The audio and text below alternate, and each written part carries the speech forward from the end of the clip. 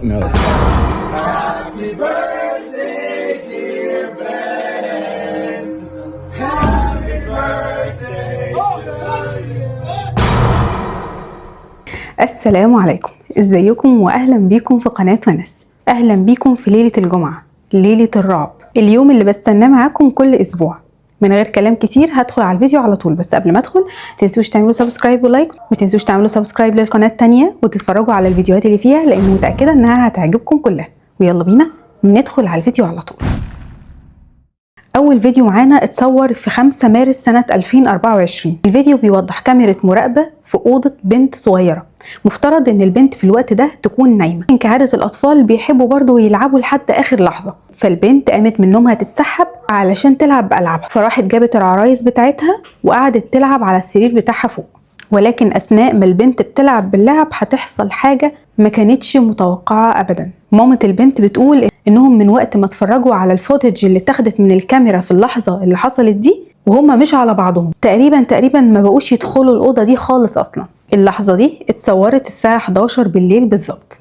اتفرجوا.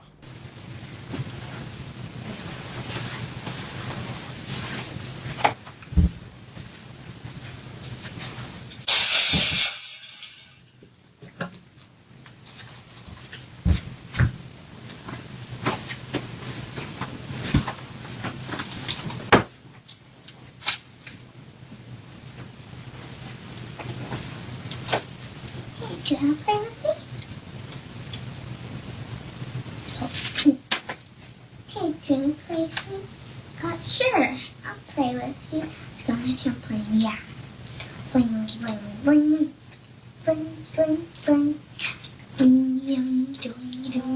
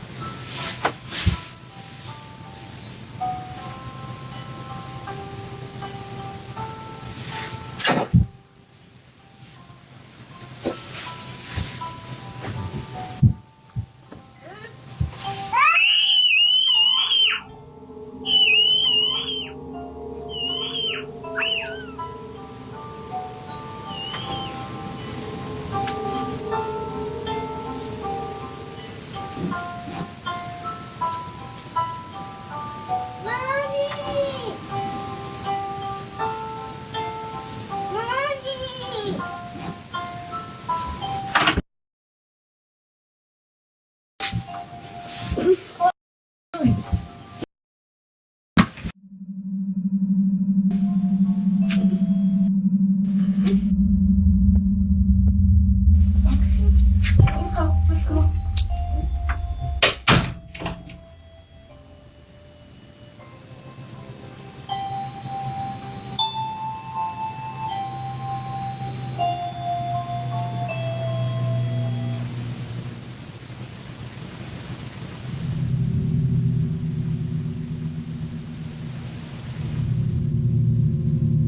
فجأة والبنت بتلعب اللعبة اللي تحت سريرها بتشتغل لوحدها.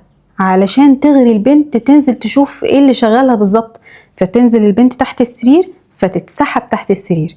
البنت بتقول انا ما كنتش شايفة اي حاجة اصلا، كده الأوضة كانت ضلمة كلها. بتقول انا اتسحبت وبس. من ساعتها والام مش بتدخل البنت دي الأوضة دي تاني ابدا، لا هي ولا اخواتها. الام نزلت الفيديو ده على السوشيال ميديا علشان تاخد رأي الناس فيه، فلما نزلته على السوشيال ميديا الناس اقترحت على الام انها تدخل تشوف ايه اللي تحت السرير اللي سحب البنت بالظبط. فالام بتقول انا خايفة من ساعتها، مش عايزة ادخل الأوضة دي تاني، ولكن بناء على طلبكم انا هدخل فعلا. انتوا شجعتوني ان انا ادخل واشوف فيها ايه بالظبط. We haven't been in the room in the last 2 days. We've been a little scared.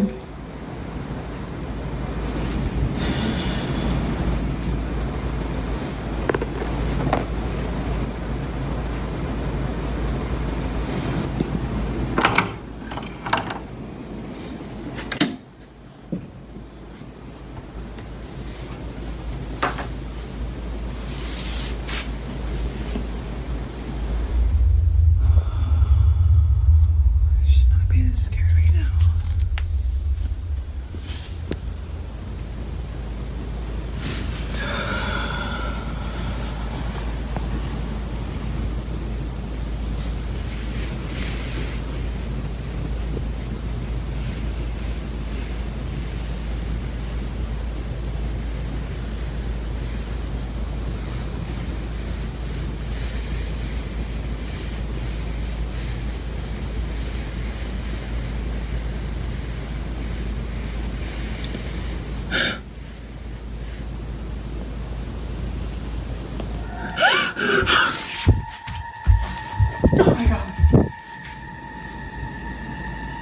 وكأن سحب البنت لتحت السرير ما كانش مخيف كفاية، فالأم قررت تنزل بنفسها تشوف ايه اللي تحت السرير. ولما كانت بتصور ظهر في التصوير كده دمية، بجد بجد الدمية لوحدها أصلا مخيفة جدا، يعني شكلها عجيب. أنا ليه أشتري دمية تبان كأنها حقيقية قوي كده؟ أنا كنت متخيلة فعلا إن في طفل صغير بيبي تحت السرير، ولكن وهي بتصور فجأة الدمية دي اتحركت علشان الأم تتخض بسرعة وتطلع تجري. أنا عارفة إن الفيديو يمكن ضلمة شوية، صعب تشوفوها في البداية، ولكن لو ركزتوا شوية هتشوفوها وهي بتتحرك. ومن ساعتها الأم قافلة الأوضة دي تماما، لا بيدخلوها هي ولا أي فرد من أفراد أسرتها، ومش بتنزل أي أبديت عنها تاني. ولكن يبقى السؤال المحير، إيه اللي بيحرك الحاجة تحت السرير؟ ومين اللي شد بنتهم لتحت السرير بالشكل ده؟ لحد دلوقتي هم مش لاقيين إجابة على السؤال ده، والأم ما نزلتش أي أبديت بيحصل لأي حاجة غريبة بتحصل في الشقة عامة غير اللي حصل يعني في الأوضة دي، ويبقى الوضع كما هو عليه. في الفيديو الجاي ده 2 بنات شغالين في فندق، في آخر اليوم كده والدنيا هادية خالص، قبل ما يروحوا قرروا إن هم يعملوا فيديو سباق، يحطوا الموبايل في الإسانسير وينزلوا يجروا على السلم ويشوفوا مين اللي هيوصل أسرع، هم ولا الإسانسير. شغل عيال يعني. المهم ان هم لما حطوا الموبايل في الاسانسير، الموبايل سجل حاجة غريبة جدا جدا ما كانوش متوقعينها ابدا. خليني اقول لكم ان هم كانوا في الدور الثاني، والدور الثاني من الفندق ده بالذات بيحصل فيه حاجات غريبة جدا هحكي لكم عنها بعد كده. بس الاول اتفرجوا على الفيديو واللي حصل لما سابوا الموبايل في الاسانسير. اتفرجوا.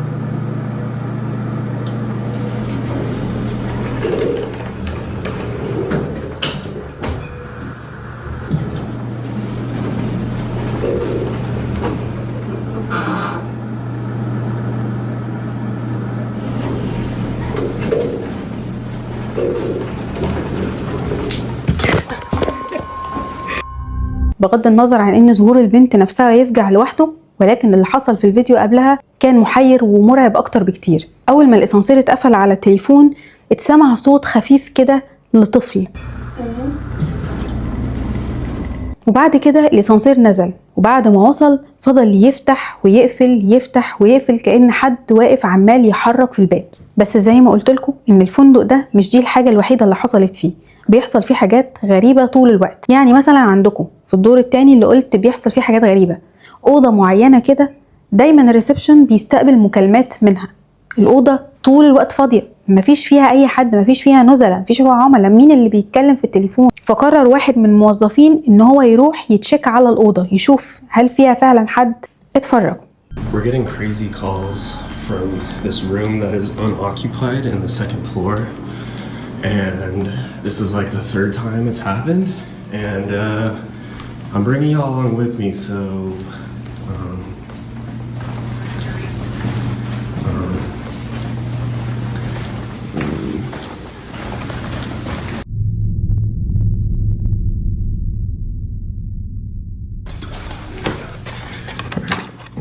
okay.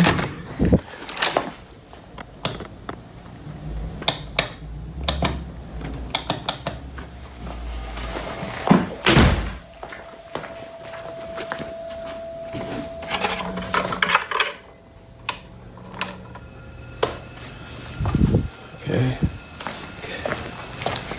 There's the phone. No one's calling. No one's here. Everything's chilling.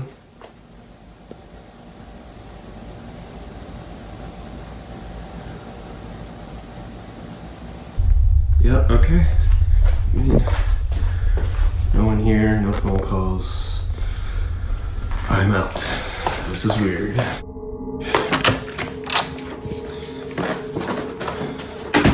زي ما ذكر الموظف ان في حد دايما بيتصل من الأوضة دي، ولكن فكرة ان الأوضة فاضية والموظف لما طلع فعلا ما لقاش اي حد مرعب جدا. ولكن قبل ما يحصل كل ده، قبلها بكام يوم بس اتصور شيء غريب في الأوضة دي. كان في 2 موظفات جوه الأوضة بيظبطوا الديكور بتاع الأوضة وبيركبوا لها حاجات جديدة. بس خلوا في اعتباركم ان خلال الوقت اللي الموظفات كانت فيه جوه الأوضة ما كانش فيه حد في الطابق التاني خالص. الطابق كان كله غير مأهول، يعني ما كانش فيه لا عمال ولا نزلاء موجودين في الدور ده خالص. ما كانش فيه غير ال2 موظفات دول، وده اللي اتصور. I felt bad. How do you up the stairs? I don't know, but I mean, I felt bad, but also No, don't feel bad. It's just terrible. can you hold it? I'm gonna clean it real quick. Yeah. You know what I mean? Like, I don't know. Yeah. Anyways, so my sister, she graduates in 2 days, and I asked for the whole weekend off because like we're gonna.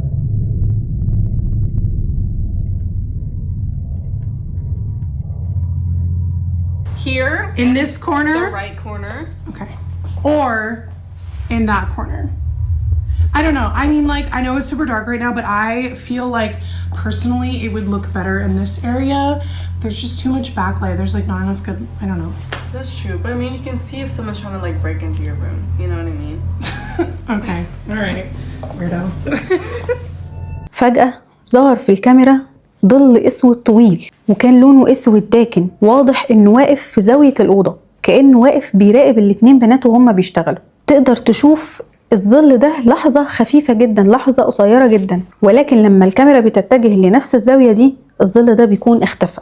وبالتالي البنات كانت خايفة جدا لما اتفرجت على الفيديو، لأنهم متأكدين ان ما كانش في أي حد معاهم لا جوه ولا بره الأوضة ولا في الدور كامل. فسواء الاسانسير اللي سمعوا فيه صوت غريب واللي بيشتغل بشكل غريب، او المكالمات اللي بتيجي للريسبشن من الاوضه الفاضيه تماما دي، او الظل اللي شافوه البنات في الاوضه دي، كل دي حاجات ملهاش اي تفسير، وكلها حاجات بتدل ان في حاجه غير طبيعيه بتحصل في الفندق، او تحديدا في الدور ده، وتحديدا اكتر جوه الغرفه دي.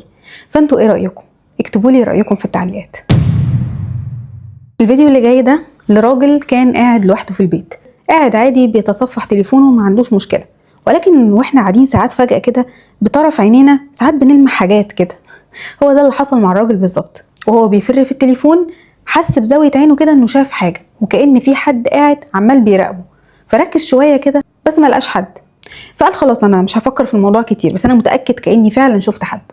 فبص شوية في الشباك كده، ففعلا حس ان في حد بره الشباك بيراقبه، فطلع تليفونه بسرعة عشان يصور، ولكن لما جاي يصور ما صورش اي حاجه، ومفيش اي حاجه ظهرت في التصوير. ولكن لما واصل التصوير بعد كده حصلت حاجه خلته مرعوب لدرجه انه طلع يجري من الشقه. اتفرجوا. Okay, look, I'm really tripping out now. Something was looking at me through the window, and I heard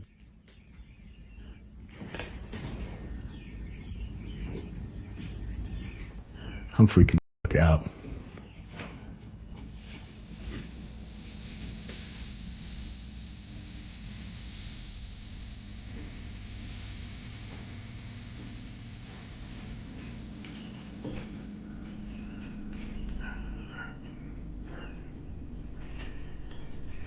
I am tripping.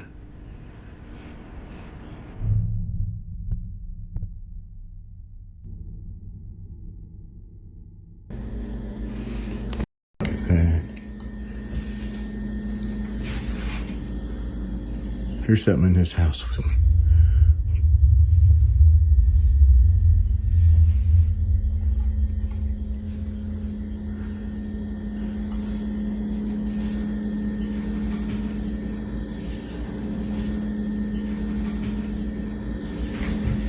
There's something in here. I'm telling you.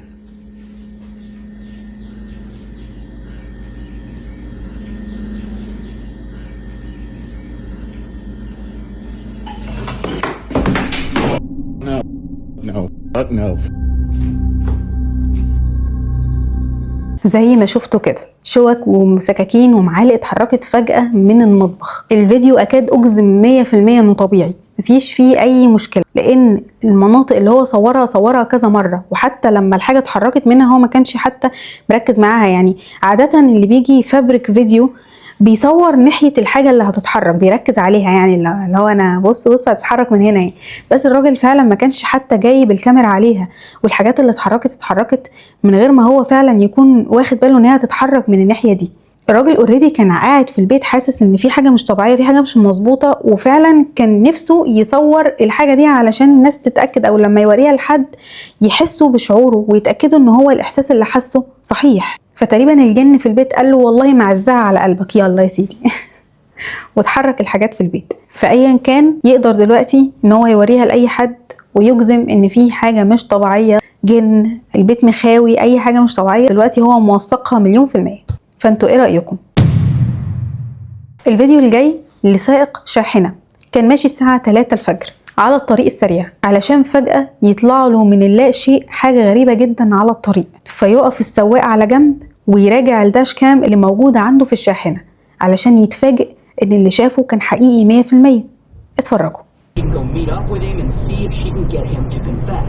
And it's a tough decision, I'm sure, but Amy ultimately agrees. She wears the wire of Chuck and she... من اللا شيء بيظهر على الطريق سيدة لابسة لبس لونه أبيض بسرعة شديدة جدا، والكاميرا قدرت تلقطها.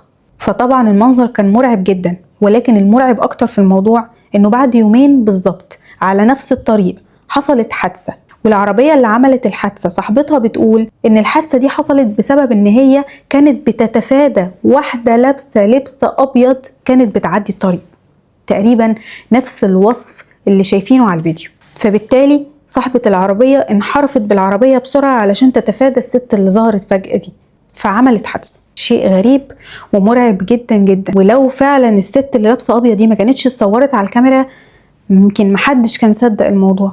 فانتوا ايه رأيكم؟ يا ترى صادفكم قصص زي دي قبل كده؟ احكولي في التعليقات. في الفيديو اللي جاي أب قرر يحتفل بعيد ميلاده مع عيلته كانوا عاملين له مفاجأة صغيرة كده، اللي هي مراته وابنه الصغير، كانوا عاملين له كده عيد ميلاد على الضيق يعني. فهو بيطفي الشمع، بعد ما طفى الشمع على طول ولما حاول يشغله تاني علشان ابنه الصغير يطفيه هو كمان، شاف حاجة غريبة جدا. اتفرجوا. I looked at the footage and saw something. ممكن يكون صعب عليكم تلاحظوا اللي حصل، فاتفرجوا على نسخة بطيئة من المقطع. هتلاحظوا ظل اسود واقف ورا الطفل بالظبط، ظهر لمدة ثواني بعدها اختفى. فداني اللي هو صاحب الفيديو مش عارف هل فعلا ده حاجة غريبة جدا ولا ده ظل لحد فيهم كان واقف. فانتوا ايه رأيكم؟ اكتبوا لي رأيكم في التعليقات. ولكن لو كان الفيديو ده يعتبر غريب او حتى مش غريب، فاللي جاي اغرب منه بكتير. بنفس الطقوس، عيد ميلاد، تورته وشمع، بالظبط زي الفيديو اللي فات. عيلة بيحتفلوا بعيد ميلاد ابنهم الكبير، ولكن بينما الأسرة قاعدة بتغني هابي بيرثداي تو يو مبسوطين وفرحانين وفي شمع على التورته، يحصل ده. اتفرجوا. Happy birthday dear Ben. Happy birthday to you. What? Yo, who's going to birthday to you. Happy birthday to you. Cha cha cha. Happy birthday dear Ben. Happy birthday to you. اتفاجئ الولد ان في دخان طالع من الشمع اوريدي اتطفى، ولا هو ولا حد من الموجودين واللي ما كانوش على مقربة منهم انهم يقدروا كده بنفخة يطفوا الشمعة طفت لوحدها. لا، اتطفت كأن فعلا في حد نفخها، كأن في رياح جاية من اتجاه معين هي اللي نفختها، وما كانش في حد حوالين الولد ابدا ولا حتى حوالين المكان. والناحية اللي انطفأت من عندها الشمع ما كانش فيها ناحيتها شباك او باب يدخل هوا يطفي الشمع بالشكل ده، وحتى لو في هوا مش هيطفي الشمع بالشكل الدقيق ده، يعني على الاقل هيهز الشعلة، ولكن يطفيها خالص ده شيء غريب. حتى لما تبصوا على اللقطات اللي اتاخدت من موبايل تاني هتحسوا برضو نفس الاحساس اللي انا بقول لكم عليه ده، ان فعلا كأن في حاجة هي اللي طفت الشمعة، كأن في حد خفي مش موجود نفخ فيها. ده مش مجرد حد مخفي مش موجود، ده حد لازق وشه في الشمعة، يا جماعة معلش ركزوا شوية. كأن في حد واقف قدام الشمعة بالظبط ونفخ فيها. لا بصراحة أنا الفيديو ده هيجنني، فلو انتوا عندكم تفسير اكتبوا لي تفسيركم في التعليقات. في الفيديو اللي جاي ده طفل كان بيستعد انه يروح المدرسة بتاعته، فبيحضر اللانش بوكس بتاعه في المطبخ تحت، وكانت مامته مع اخوها فوق في الدور اللي فوق، علشان فجأة الولد وهو بيحضر اكله تحصل له حاجة مرعبة جدا جدا جدا. ده الفيديو اللي اتصور، اتفرجوا.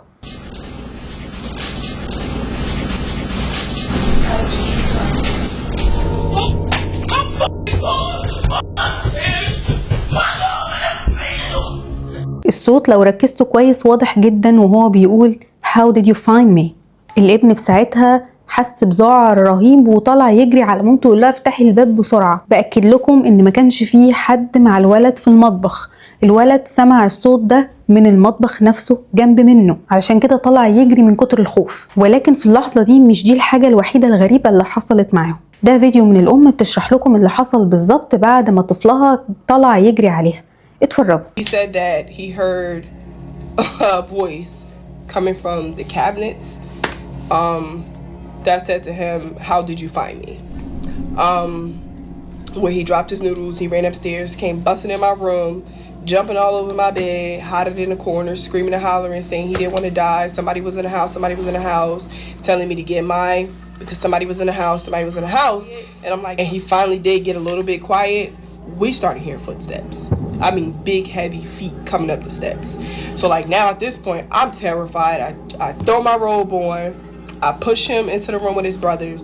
الأم بتقول إن بعد ما ابنها على طول دخل الأوضة سمعوا صوت خطوات بتطلع على السلم وراه. خلي في اعتباركم من دلوقتي كل العيلة يعتبر جوه نفس الأوضة، فمين اللي عمال طالع يجري وراهم ده؟ ولما فتحوا باب الأوضة ما لقوش أي حد.